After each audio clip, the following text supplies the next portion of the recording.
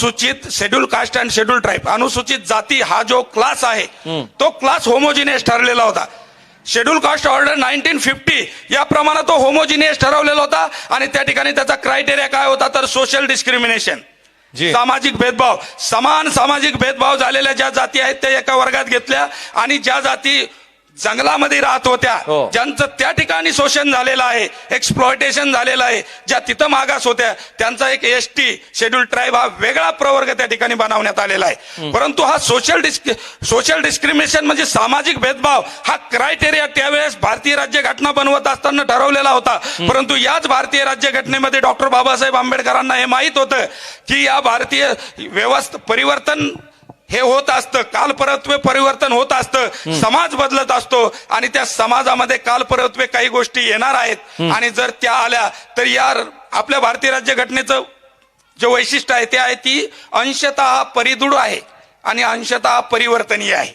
आणि म्हणून या ठिकाणी 368 प्रमाणे घटना दुरुस्तीचे प्रोव्हिजन्स त्यामध्ये केलेले आहेत. आणि हे जे प्रोव्हिजन्स केलेले आहेत याच्या आधारे खऱ्या अर्थानं या राज्यघटनेमध्ये काही गोष्टी ज्या आहेत त्या परिवर्तनीय आहेत.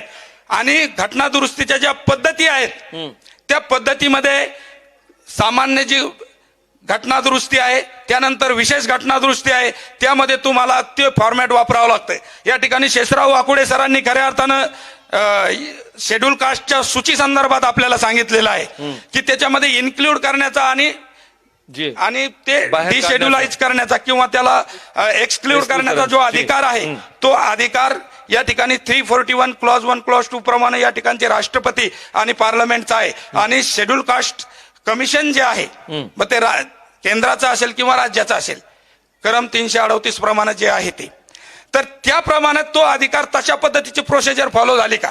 परंतु शेषराव वाकोडे सरांना मला हे सांगायचंय सर, या ठिकाणी माननीय सुप्रीम कोर्टानं, कारण 1950 भेदभाव त्यांच्यासोबत जो झालेला आहे त्यांना खऱ्या अर्थानं जनरल कॅटेगरीमध्ये किंवा ओपनली त्यांना खऱ्या अर्थानं ती त्यांची आर्थिक परिस्थिती सुधारली तरी ती त्याला तसा सन्मान किंवा तशी वागणूक त्यांना मिळणार आहे का, ते सहज महत्वाचा मुद्दा आहे सर. मला एक थोडं जोडायचं, हे सगळं होत असताना मला एक सांगा, हे आरक्षण जे आहे हे आरक्षण जातीला आहे, प्रवर्गाला आहे का, आता हा रोजगार हमी योजनेचा कार्यक्रम आहे किंवा त्याला काय म्हणतो आपण एखादं की बाबा काहीतरी आर्थिक सुबत्ता आणण्याचा कार्यक्रम आहे का, हे प्रतिनिधित्व आहे?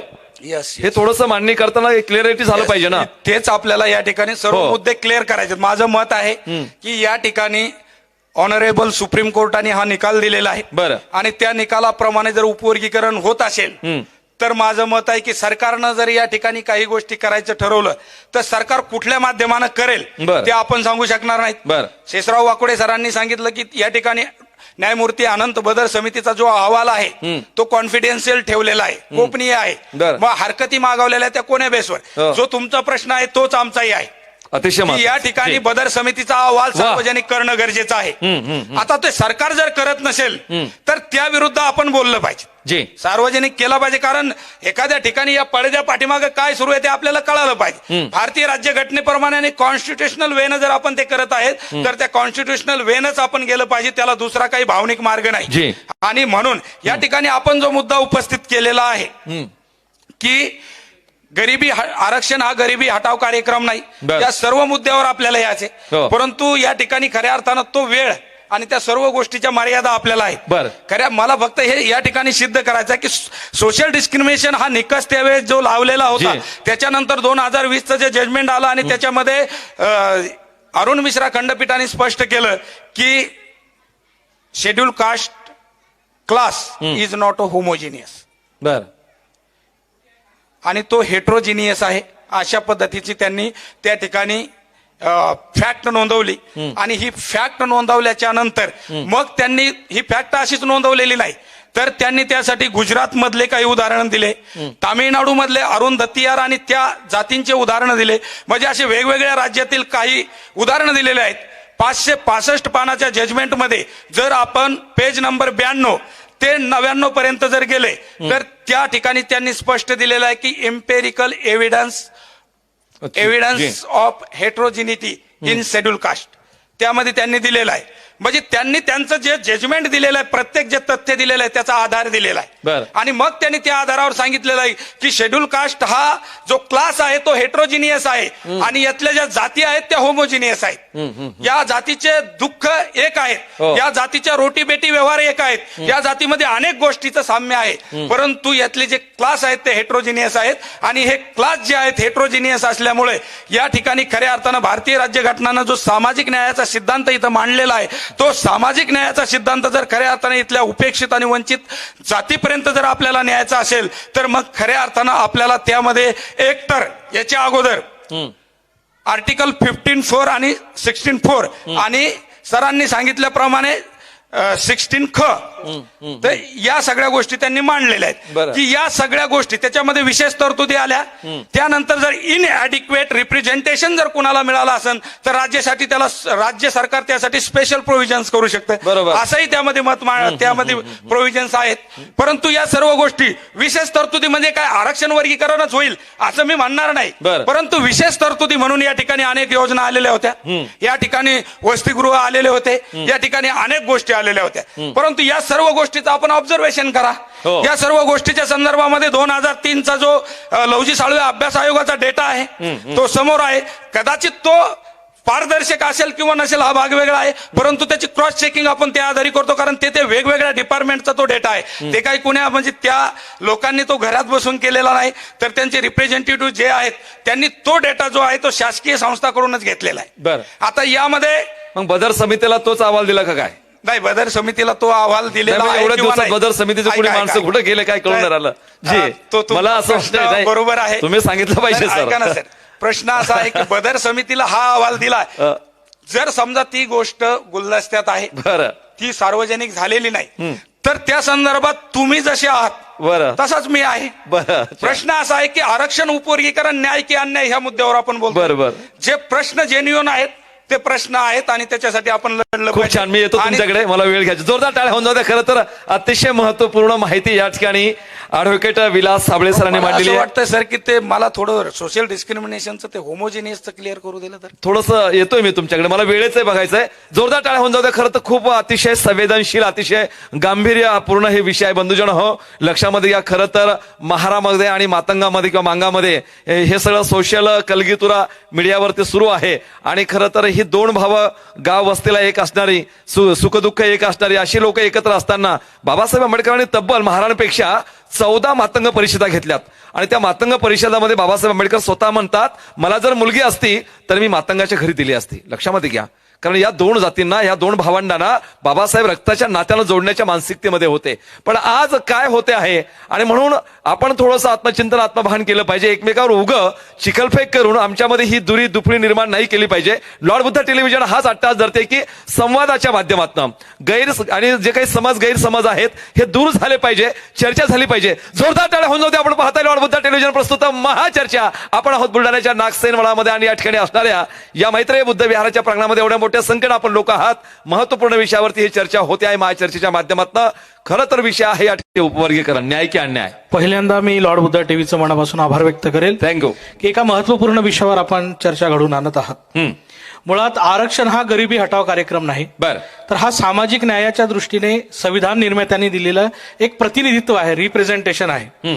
कारण आर्टिकल नंबर 341 आम्हाला जी लोक सामाजिक दृष्ट्या मागास आहे, शैक्षणिक दृष्ट्या मागास आहे, ज्यांचा स्पर्श विटाळ होतो आणि जी लोक गावाकुसाबाहेर राहतात अशा लोकांच्या समूहाला एका संचामध्ये, ज्याला होमोजिनियस, पुन्हाच त्या विषयावर मी येतो, तो एक होमोजिनियस, एक समान वर्ग आहे. आज जर आम्ही कन्याकुमारी पासून ते इकडे दक्षिणेच्या, इकडे उत्तरेच्या काश्मीर पर्यंत जर गेलो तर या जातीमध्ये एक समानता आहे. अनटचेबिलिटी, अस्पृश्यता. माझा वर्तमानात प्रश्न आहे की आरक्षण लागू होऊन आम्हाला 75 वर्ष झालीत. या 75 वर्षामध्ये अस्पृश्यता संपली आहे का? अतिशय महत्वाचा मुद्दा. एक महत्वाचा मुद्दा. अस्पृश्यता, भेदाभेद, विषमता संपली आहे का? कुणाला दादा मला वाटतंय सीजीआय वरती बूट नसते फेकले गेले. 100 गोष्ट.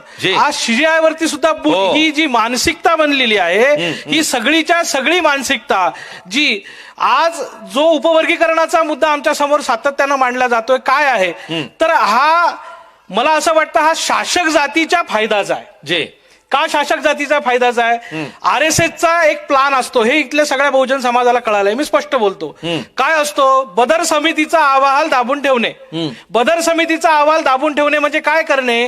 तर मातंगांमध्ये आणि बौद्धांमध्ये भांडण लावणे. अच्छा, हा माझा स्पष्ट आरोप आहे. का लावू नये? कारण आजपर्यंत बदर समितीचा अहवाल सार्वजनिक केला नाही आणि एकीकडे आंबेडकरी समाज हा बाबासाहेब आंबेडकरांच्या जयंतीमध्ये मशगूल असताना, तिथे कार्यक्रमात असताना, प्रबोधनाच्या कार्यक्रमात असताना 15 तारीख जाणीवपूर्वक दिल्या गेली. दिवसात काय करायचं? 4 दिवसात कोणी द्यायचे? कोणी निर्णय द्यायचे? जयंती उत्सव करायचा का हरकती घ्यायच्या? हरकती कशावर घ्यायच्या? पण आंबेडकरी समाज जागृत असल्यामुळे आंबेडकरी समाजाने दखल घेतली आणि भाग पाडलं की 30 तारखेपर्यंत. बरं, 30 तारखेपर्यंत देणार, पण देणार कशावर?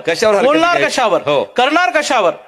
हा एक खूप मोठा षडयंत्राचा भाग आहे की आंबेडकरी तरुणांमध्ये आणि दुसरीकडे मातंग समाजातल्या तरुणांमध्ये दुफळी निर्माण करायची, वाद निर्माण करायची आणि येणाऱ्या काळामध्ये ज्या निवडणुका होतील त्या सगळ्याचा जो वर्ग आहे, जो शासक वर्ग आहे, या शासक वर्गाला एखाद्या विशिष्ट प्रभारे, एका विशिष्ट मार्गाला इथं नेण्याचं हे खूप मोठं षडयंत्र आहे. कारण जर यांना जी लोक तुमच्यावर अन्याय करतात ती लोक तुम्हाला न्याय कशी देणार? ज्या लोकांनी 2500 वर्षापासून तुमच्यावर अन्याय केला ती लोक 75 वर्षामध्ये तुम्हाला न्याय कसे देणार? ते तुम्हाला न्याय देऊ शकत नाही. का नाही देऊ शकत नाही? आणि ते जर म्हणत असतील उपवर्गीकरणाच्या माध्यमातून जर न्याय मिळत असेल तर मला असं वाटतं निश्चित झालं पाहिजे. पण आजची परिस्थिती काय आहे की उपवर्गीकरण होत असताना ज्या पद्धतीचं षडयंत्र करून हे उपवर्गीकरणाचा मुद्दा समाजात पेरला जातोय, हा अतिशय घातक आहे.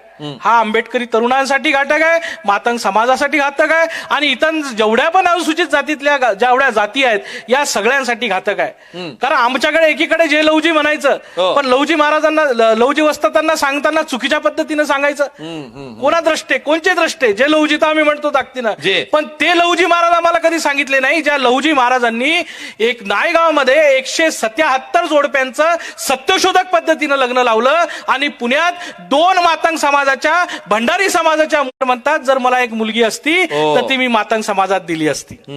एक ब्रॉड व्ह्यू. नोकऱ्या संपल्यात, तुमचं सगळं संपलंय आणि सगळं संपल्यानंतर तुम्ही आरक्षणाची मागणी करता. आता कशात आरक्षण पाहिजे? आता कशात आरक्षण पाहिजे? प्रश्न असा निर्माण होतो की आरक्षण सरकारी सेक्टरमध्ये आहे, सरकारी सेक्टर मधलं आरक्षणच नष्ट केलं आणि सरकारी सेक्टरचं आरक्षण नष्ट झाल्यावर आरक्षण मागणार कुठे? बॅकलॉग भरण्यासाठी कुणी पुढे पुढे यायला तयार नाही. ही एकजूट जर सगळ्या जातीच्या लोकांनी पहिले दाखवली असती तर आज सरकारवर ते प्रेशर आलं असतं. नक्की. आणि महाराष्ट्रात हे खूप मोठं षडयंत्र सुरू आहे. पदोन्नती केल्या जाऊन नाही राहिले. पदोन्नती आरक्षणाचा मुद्दा आहे. एकीकडे आमचे मुख्यमंत्री एका इंग्लिश चॅनलवर बोलले, मराठी चॅनलवर नाही बोलले. काय म्हणतात की जर उपवर्गीकरण झालं तर आम्ही अनुसूचित जातीसाठी क्रिमिलेअर लागू करू.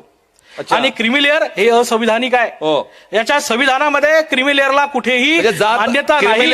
कुणाल भाऊ, क्रिमिलेअर लागू केलं तर मला वाटतं जात जाणार आहे का? मग जात जाणार नाही ना. जात घालवाना सगळ्या. पहिल्यांदा जातीयतेचा, आमचं तेच म्हणणं आहे, जातीयतेचा समूळ नष्ट झाल्याशिवाय या देशातलं आरक्षण संपणार नाही. जोपर्यंत जाती जिवंत आहेत तोपर्यंत प्रतिनिधित्वाचा मुद्दा कायम राहील. आणि याच्यासाठीच आमच्या महापुरुषांनी अट्टहास केला होता की प्रतिनिधित्व देत असताना आज महाराष्ट्रामधल्या, आता असं म्हटलं जातं की बौद्धांची खूप प्रगती झाली, जे आमची विशिष्ट एका जातीची प्रगती झाली नाही. 10% पांढरे पैसे सोडले या शर्टिंगवाल्या मोठ्या मोठ्या घरावाल्या लोकांना. अजून गाव खेड्यामध्ये काय आहे? आज जर खंडारे साहेबांच्या वस्तीत गेलं किंवा कुणाल पैठणकरच्या वस्तीत गेलं तर आजही त्या वस्ती परिपूर्ण झालेल्या तीच गरिबी आहे, तेच शोषण आहे. आणि त्या शोषणाबरोबर आपल्या सगळ्यांना माहित असेल नामांतराचा लढा लढला गेला. अहो, या नामांतराच्या लढ्यामध्ये अक्षरशः मातंग समाजाचा प्रचंड मोठा पुढाकार होता. मातंग समाजाच्या पोचीराम कांबळे नावाच्या व्यक्तित्वानं या नामांतरासाठी स्वतःचं बलिदान दिलं, हे सर्वश्रुत आहे. मातंग आणि बौद्ध एवढंच नाही, आता या कार्यक्रमामध्ये या ठिकाणी लक्ष्मणदादा घुमरे बसलेले आहेत.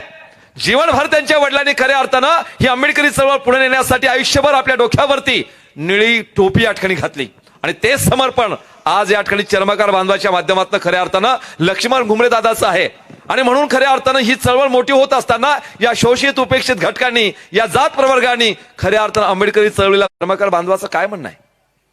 कधी कुणाजवळ चर्मकार बांधव बोलला तेरी बी चूप मेरी बी चूप? आज मेडिकलच्या जागा बघा, रिझर्वेशन बघा, परंतु जर आरोप प्रत्यारोप होत असतील तर याचं क्लिअरिफिकेशन झालं पाहिजे. जो तीच बलुतेदार पद्धती चर्मकाराच्या पोरांना ते जोडे या ठिकाणी कमवले पाहिजेत, चर्मकाराच्या पोरांना ते कातड या ठिकाणी खऱ्या अर्थानं कमवलं पाहिजे. सगळ्या जातनिहाय असणारे हे धंदे व्यवसाय. पण बाबासाहेब म्हटले नाही, चला शहराकडं. आणि म्हणून बौद्धांमध्ये खऱ्या अर्थानं परिवर्तन झालं. त्या शहराच्या खऱ्या अर्थानं नाक्यावरती उभं राहून आमच्यामध्ये असणारा स्किल या ठिकाणी आम्ही दाखवण्याचा प्रयत्न केला. मिस्त्रीला मिस्त्रीचं काम मिळालं, स्किल असणाऱ्या कौशल्य असणाऱ्या माणसाला तो रोजगार मिळाला आणि आज शहराच्या शहर तुडुंब भरल्या गेली गावखड्यातल्या असणाऱ्या आंबेडकरी विचारधारेच्या लोकांनी. आणि म्हणून ही बदल हा परिवर्तन दिसतोय. आपण चर्चा करतो या बहुजन समाजाची खऱ्या अर्थानं, ज्या शोषित वंचित पीडित घटकाची.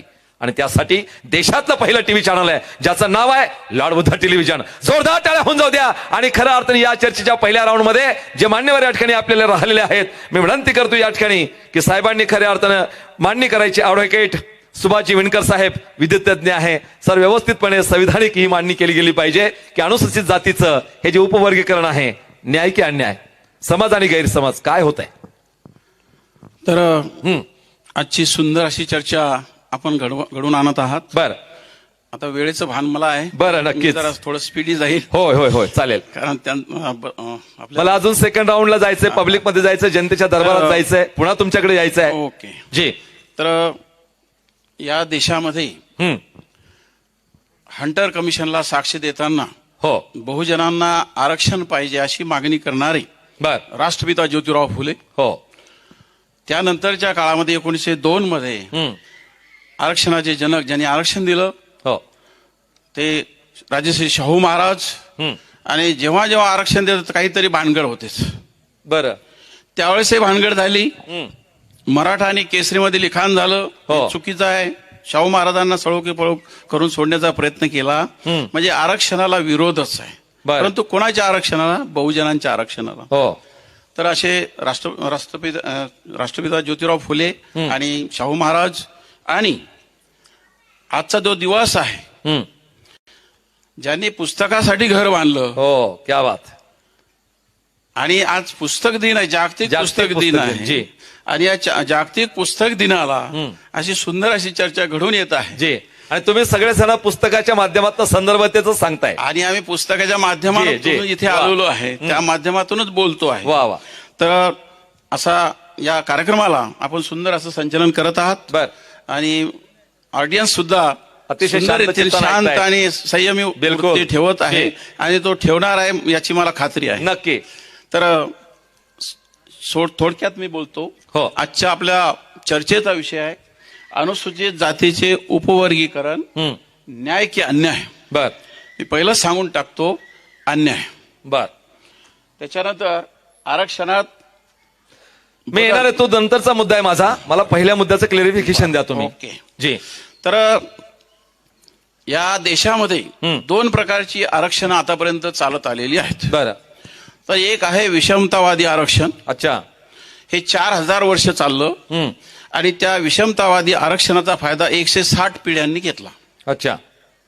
160 पिढ्यांनी फायदा घेतला. 4000 वर्ष. बर. 1950 ला घटनात्मक आरक्षण आलं, बाबासाहेबांनी दिलं. आणि त्या दृष्टीने मग आपल्यामध्ये थोडे बदल होत चाललाय बहुजनामध्ये. बर. परंतु हा बहुजन एकसंघ राहिला नाही पाहिजे यासाठी सतत प्लॅनिंग, प्रिपरेशन, इम्प्लिमेंटेशन सुरू असतं. हो. आणि त्या दृष्टीने या देशामध्ये डावपेच आखल्या जात असतात. कुणाल पैठणकरांनी सांगितलं, सगळ्यांनी सांगितलं. आणि कधी लक्षात येतं, कधी लक्षात येत नाही. अच्छा. आता यशीच्या कुणाच्या घरात विषमतावादी लोक फिरतात हो. हा सुद्धा संशोधनाचा विषय आहे. आणि कुणाच्या घरात आले तर त्याला मज्जाव केला जातो किंवा त्याची हिंमत होत नाही. हे सुद्धा संशोधनांनी सिद्ध केलं पाहिजे. तर या आरक्षणाला, हे जे आरक्षण आहे, उपवर्गीकरण आहे, हे घटनाबाह्य आहे. बर. आता घटनाबाह्य कसं? भारतीय राज्यघटना हे या देशातला मोठा कायदा आहे, supreme law of the land. बिलकुल. आणि बाबासाहेबांनी राज्यघटनेमध्ये आपापली कामं, कोणती कामं करायची हे ठरवून दिलेलं आहे. मंडळींनी कायदे करायचे, संसदेने कायदे करायचे, वक्त्यांच्या भाषणात आलेलं आहे, जास्त खोलात जाणार नाही. बर. परंतु या ठिकाणी कार्यकारी मंडळामध्ये वाचन होते, द्वितीय वाचन होते, तृतीय वाचन होते आणि त्यानंतर सगळं झाल्यानंतर दोन्ही हाऊसमध्ये पास झाल्यानंतर राष्ट्रपतीच्या सहीसाठी जाते आणि मग तो कायदा पास होतो, जनतेपर्यंत येतो. तर आजकाल काय होत आहे, हाऊसमध्ये कायदा पास होत नाही. ज्या ज्या गोष्टी करायच्या आहेत त्या सुप्रीम कोर्टाच्या नथीतून नक्की तीर मारणं सुरू आहे. म्हणजे कोणतीही गोष्ट कुठे न्यायची. बरोबर. आता 75ला वक्त्यांनी उल्लेख केला, 75ला पंजाब सरकार विरुद्ध केस चालली आणि यामध्ये वाल्मिकी आणि मजहबी शीख याच्यामध्ये चालले. मजहबी शेड्यूल कास्टचा भाग आहे. तर त्यामध्ये आरक्षण मिळालं. बर. परंतु आरक्षण देण्याचा अधिकार, त्या सूचीमध्ये बदल करायचा अधिकार हा पार्लमेंटला आहे, हो. सुप्रीम कोर्टाला नाही. तो राज्यांनाही नाही, राज्यांनाही नाही. आणि एखादा मग थोडासा जोडतो वकील साहेब. हा. वकील आहात तुम्ही. मला वाटतंय कोर्ट, न्यायालय न्याय देते का निर्णय देते? बरोबर आहे. मी हा? त्या मुद्द्यावर येतच होतो. आहे ना. तर या देशामध्ये बर. निर्णय दिला जातो, न्याय दिला जात नाही. हा महत्वाचा मुद्दा आहे. जी. निर्णय दिला जातो, बरोबर. न्याय दिला जात नाही. न्याय द्यायचा असेल तर सर्व त्याला पुरावे, एव्हिडन्स हो, हो, हो, हो, लागतात. हो. दोन्ही बाजू ऐकून घ्यावं लागतात. कुणाच्या न्यायाधीशाच्या स्वप्नात येऊन भावनेच्या भरोशावर, भावनेच्या भरात हो. तर निर्णय देता येत नाही. मला काय वाटतं, त्याला महत्व नाही. तर निर्णय हा दिला जातो, न्याय दिला जात नाही. असे बरेचसे केसेस उदाहरण आहेत. नक्की. तर 1996ला केस आली. तुम्ही उल्लेख केला चिन्ह केस. हो. तर ही केस आली आणि त्यामध्ये असं सांगितलं होतं, त्या केसमध्ये असं मागणी केली होती की या काही जातींचा विकास झालेला नाही. माईक घेऊन. हा, पुढे जी. पुढे पुढे येते ते बर. केस आली, ते हायकोर्टाने फेटाळली.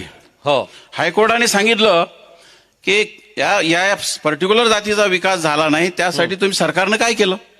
हा महत्वाचा, व्यवस्थेला हा प्रश्न का विचारला जात नाही? आमच्या सातत्यानं सगळ्या चर्चेमधनं आम्हाला हेच अपेक्षित आहे की आपण आज जे एकमेकांना दूषणं देतो, म्हणजे मातंग महारांना किंवा बौद्धांना या ठिकाणी दोष देतो आहे की बाबा आमचं पळवलं, आमचं लुटलं, यांनीच पुढाकार घेतला, हे शिकले, हे पुढे गेले. व्यवस्थेला का बोलत नाही? का बोलत नाही? तर जी. त्या निकालामध्ये हायकोर्टाने सांगितलं की तुम्ही काय केलं.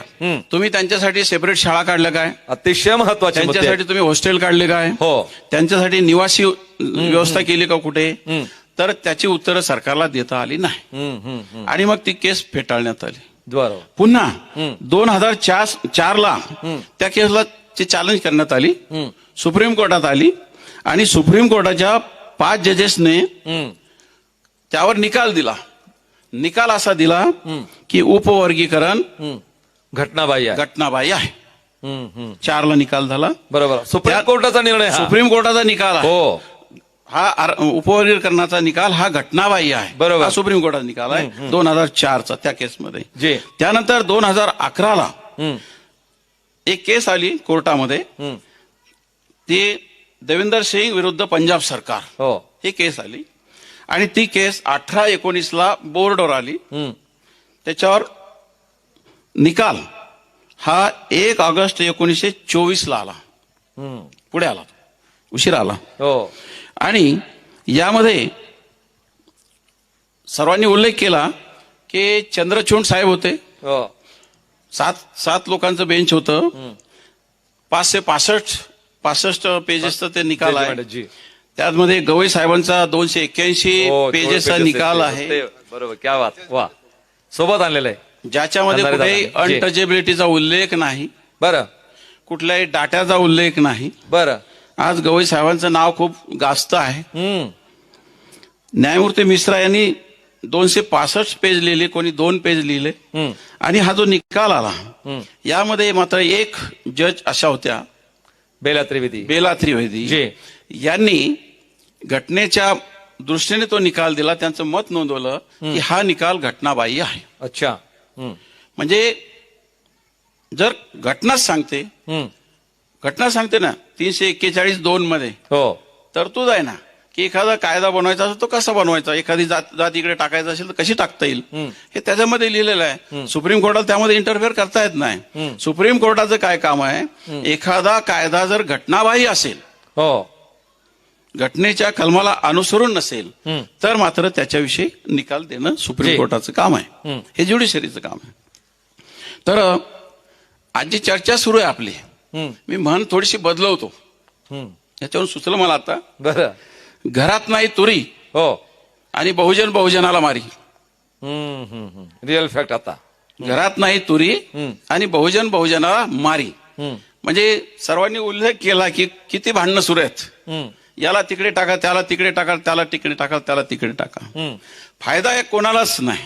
बरं. कारण या आरक्षण संपवण्याचं, आरक्षण तर पहिलं मनातच नव्हतं कोणाच्या, आणि ते संपवण्याचं षडयंत्र सुरुवातीपासून सुरू आहे. ओबीसीचं आरक्षण संपवण्याचं षडयंत्र सुरू होतं. कालेलकर आयोगाचं तुम्हाला कसं झालं माहित आहे. बरोबर. त्याच्यानंतर 77ला जनता सरकार इलेक्शनमध्ये आलं. त्यांनी सांगितलं की लोकांचा कल पाहिला, आम्ही जर सत्तेत आलो तर आम्ही कालेलकर आयोग देऊ. हो. चुकून सत्तेत आलं, आरक्षण देण्याचं त्यांना जीवावर आलं आणि मग त्यांनी सांगितलं की आयोग जुना झाला, नवीन आयोग आला की आम्ही शिफारशी देऊ. मंडल कमिशन 80ला आलं. बरोबर. Indira Gandhi prime minister. लोक मागणी करू लागले. इंदिरा गांधींना द्यायचं नव्हतं. त्यांनी डायव्हर्शन केलं. डायव्हर्शन ऑफ माइंड या देशामध्ये तंत्र खूप अवलंबलं जातं. हो. पंजाबमध्ये सुवर्ण मंदिरामध्ये हल्ला झाला उसने, आणि सर्वांचं लक्ष देशाचं तिकडे हो. गेलं आणि मंडल कमिशन जी. पडलं. त्यानंतर राजीव गांधी आले. राजीव गांधीच्या काळात पुन्हा मागणी झाली तर त्यांनी पुन्हा आईप्रमाणे डायव्हर्शन केलं जी. आणि शांती सेना तिकडे पाठवली. सगळं लक्ष तिकडे गेलं. मग नरशिराव आले, तर व्हीपी सिंग आले. व्हीपी सिंग त्यांचं सरकार 11 महिने चाललं आणि 11 महिन्यामध्ये त्यांनी कधीही मंडल कमिशनचा विषय हातात घेतला नाही. परंतु एक मेहम प्रकरण झालं होतं आणि त्यामध्ये देवीलालच्या मुलाचं मुख्यमंत्रीपद गेलं होतं. तो नाराज होता आणि मग चंद्रशेखर ते एकत्र आले आणि त्यांनी किसान रॅली दिल्लीच्या बोट क्लबवर ठेवली. जी. त्यांनी मान्यवर कांशीराम साहेबांना म्हटलं की तुम्ही पण या, आपण रॅली करू. तर त्यांनी सांगितलं किसान मजदूर रॅली नाम रखते हो तो मैं भी आता हूं. आणि 9 ऑगस्टला ती रॅली होती. 7 ऑगस्टला मंडल कमिशनची घोषणा व्हीपी सिंगने केली. जी. आणि नंतर कमंडल आलं, बीजेपीनं सगळं हो, मंडल की कमंडल. कमंडल जी. आलं आणि ते सुरू झालं. आणि मग नरशिराव आले. नरशिरावला हे किचन कॅबिनेट असल्यामुळे ते माहीत होतं. त्यांनी सांगितलं आपल्याला मारायचं नाही. म्हणून त्यांनी काय केलं की आरक्षण देऊ, मंडल आयोग लागू करू. सुप्रीम कोर्टामध्ये 33 वकील मंडल कमिशनच्या विरोधी बोलत होते आणि राम जेठमलानी हो. हा मंडल कमिशनच्या बाजूने बोलत होता. आणि राम जेठमलानी त्यावेळेस बाबासाहेबांनी ओबीसीची बाजू घेतली, एससीच्या सर्व घटकाची बाजू घेतली, म्हणून बाबासाहेबांना किती तकलीफ झाली हे सुप्रीम कोर्टामध्ये राम जेठमलानींनी मांडलेलं आहे. टाइम्स ऑफ इंडियामध्ये मोठं प्रकरण हे छापून आलं होतं. तर बाबासाहेबांना त्रास झाला त्यावेळेस. आणि त्यावेळेस मग खाजगीकरण सुरू झालं, खाजगीकरणचा उल्लेख झाला. म्हणजे मग खाजगीकरण सुरू केलं, मग आरक्षणच नाही. बिलकुल. आणि हे व्यूहरचनेचा षडयंत्राचा भाग होता. आणि खाजगीकरण सुरू झालं आणि मग नोकऱ्याच राहिल्या नाही. जास्तीत जास्त नोकऱ्या प्रायव्हेट क्षेत्रामध्ये आहेत. हो. तिकडे आरक्षण नाही, तिकडे आपण मागत नाही. आणि त्यामुळे आरक्षण हे संपलं आहे. आणि त्या 2-4 वर्षात सगळं संपत आहे. शाळा बर्बाद होत आहेत, माहित आहे. शाळा ठेवायच्या नाहीत, खाजगीकरण सुरू आहे. आणि खाजगीकरण जर सुरू आहे, आरक्षण जरी असेल, परंतु ते आता प्रायव्हेट विद्यापीठ येत आहेत आणि त्या विद्यापीठाची फी जास्त असणार आहे. आपण ते भरू शकणार नाही, शिकणार नाही, जाऊ शकणार नाही. आणि म्हणजेच आपल्याला आरक्षण असून सुद्धा थोडंफार असलं म्हणजे हायर एज्युकेशन नाही, हायर एज्युकेशन नाही तर मोक्याच्या जागा नाही, मोक्याच्या जागा नाही तर तुम्ही पॉलिसी मेकिंग सिस्टीम मध्ये नाही जाणारच. आणि तुम्ही जर निर्णायक प्रक्रियेमध्ये नाही तर तुम्ही तुमच्या लोकांसाठी काही करू शकणार नाही. जी. वा. तर हे सर्व बदल करण्यात येत आहेत. तर आता प्रश्न असा होतो, याचा युट्यूब चॅनलवर सगळं चालतं, इथे जरी आपण बोलत असू. हो. आता आपण थोडं समतावादी असल्यामुळे बरोबर आपण बोलतो जी, इथे. जी. परंतु तिकडे जे घटक आहेत ज्यांना हो, हो, माहिती हो. नाही तर ते बोलतात. जी. अभि नाही तो कभी नाही हो. इकडे सुरू आहे. बरं. जय लहूजी हो. इकडे सुरू आहे की वर्गीकरण नको, बरोबर. असं सुरू आहे. परंतु हे वर्गीकरण जर केलं, मागे एकदा भारत सरकारने निर्णय घेतला होता विद्यापीठाच्या बाबतीत की विद्यापीठात आरक्षण जे द्यायचं प्राध्यापकांचं तर ते डिपार्टमेंटल आरक्षण द्यायचं. म्हणजे सोशलॉजी डिपार्टमेंट आहे, हे डिपार्टमेंट आहे, ते डिपार्टमेंट आहे. तसं जर केलं असतं तर ती पोस्टच बसत नाही. म्हणजे आरक्षण नाकारायचं. बरोबर. मग त्यासाठी आंदोलन झालं की विद्यापीठामध्ये जर 200 जागा असतील तर त्या 200 जागाला आरक्षण द्या, डिपार्टमेंटल देऊ नका. हो. आणि 200 जागामध्ये 13-26 जागा येतील, बरोबर. म्हणजेच आरक्षण मिळेल. सतत आरक्षणाच्या विरोधी हे सगळं षडयंत्र चाललेलं आहे. तर हे सगळं सुरू आहे. आणि जे बदर कमिटी आली, मोठी घाई सुरू आहे बदर कमिटीची. हो ना. आता तशी ही बदर कमिटी ही संविधानिक कमिटी नाही. आरक्षणात बदल करण्याचा, देण्याचा, सूचीमध्ये टाकण्याचा संविधानिक कमिटीला अधिकार आहे. हो. त्यामध्ये संविधानिक कमिटी काम करेल. परंतु ही वैधानिक कमिटी आहे. वैधानिक कमिटीला ते पॉवर नसतात. परंतु सुप्रीम कोर्टाने निकाल दिला, त्या दृष्टीने ते चालू आहे. तर बदर कमिटी हे 1 सदस्यीय कमिटी. तर यामध्ये आता एससी मध्ये जर 59 जाती आहेत, बरोबर. मग किमान प्रत्येकाला एक 59 जातीचं ऐकून घेतलं पाहिजे. हो. आमचा चांभार बांधव आज ठिकप आहे, हो. तो ठराव घेतोय की उपवर्गीकरण नको आम्हाला. अनेकांचे म्हणजे चर्मकार महासंघाचे ठराव, होलार समाज जी बिलकुल होलार समाज पण आला. ठराव घेतो आहे. हो. फक्त आमचा मातंग बंधू हो. ठराव घ्यायला तयार नाही. पण मातंगातला अजून एक घटक आहे, एक प्रवर्ग आहे आणि तो आपल्यासोबत जुळतो काही आहे. त्यामध्ये आहेत, जी. परंतु साठे सारखे आहेत. एक हो. ते मांडणी करतात की बाबा तुमचं नुकसान आहे यामध्ये. आणि नुकसान कसं आहे, ते मातंगांची बार्टीनं जे सर्व्हे केला हो. तर मातंगाची लोकसंख्याच कमी झालेली आहे. हा महत्वाचा आहे. आणि मग लोकसंख्या जर कमी झाली तर आरक्षण कमी होणार हे मातंगांच्या लक्षात आलेलं आहे. परंतु मग मातंगांची आता काय मागणी सुरू आहे की 1961च्या जनगणनेनुसार आम्हाला आरक्षण द्या. आता मागे कसं जाता येईल? बरोबर. नाही, आता चालू मध्ये होईल ना. चालू मध्ये होईल. थोडंसं जोडू का वकील साहेब? मला असं वाटतं की बाबा हे इथं देशामध्ये तुम्ही जे मला डायव्हर्शन करण्याचा जो प्रकार चालू आहे, म्हणजे लक्ष भटकवण्याचा प्रयत्न सुरू आहे. मला वाटतं भविष्यात आता काही जनगणना सुरू होते, त्या जनगणनेच्या धर्तीवरती म्हणजे असे काहीतरी विषय घेऊन इथे आता ते ओबीसीचा एक कॉलम नाहीये, ते जनगणनेच्या फॉर्म मध्ये तो एक खूप मोठा घोळ आहे. त्याच्यानंतर पुढे आता बौद्धांना काय लिहायचं आहे, म्हणजे ते आरक्षण कसं मिळणार आहे, महारलीला तर काय होणार आहे, बौद्ध लिहिलं तर काय होणार आहे, मातंगाच्या बाबतीत तेच होणार आहे सगळं की बाबा काय लिहायचं आहे. म्हणजे हे लक्ष विचलित करायचं. तुमचा डाटा जो आहे, एक्झॅक्ट तुमची जनसंख्या जी आहे, लोकसंख्या, ती देशाच्या पटलावर येऊ द्यायची नाहीये, कळू द्यायची नाही. असं काहीतरी मला वाटतंय काय होण्याची शक्यता नाकार सांगता येत. 2000 दर 10 वर्षांनी जनगणना होते. हो. ही 21ला व्हायला पाहिजे होती. बरोबर. नाही झाली. आणि ही घाई कशाला एवढी?